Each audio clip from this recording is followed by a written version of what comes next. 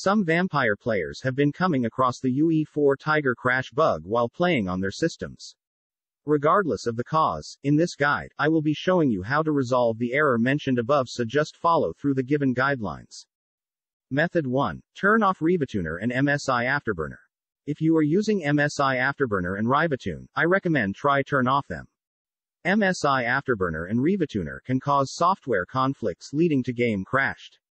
This problem is not just with Vampire, the Masquerade Bloodhunt, it happens in a bunch of games and other softwares. Method 2. Turn off overclocking.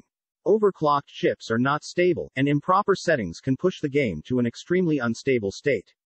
This may end up in crashes. So, revert your overclocking settings from either the BIOS, the AMD Ryzen Master utility, or the MSI Afterburner OC utility if you have an OCED graphics card. Method 3. Run the game on DirectX 11. First, launch the Steam client. Go to Library. Locate and right-click on Vampire the Masquerade Bloodhunt game. Click on Properties. Select General from the left pane menu. Type DX11 under the launch options. Now, simply go back and launch the game.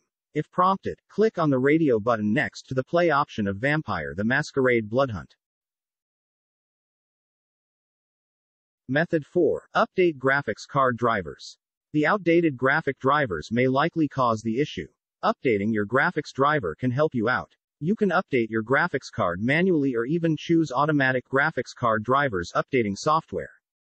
Method 5. Disable Windows Firewall or antivirus program. The chances are that maybe your default Windows Defender firewall protection or any third-party antivirus program is preventing the ongoing connections or game files from running properly. So, temporarily disable or turn off the real-time protection and firewall protection.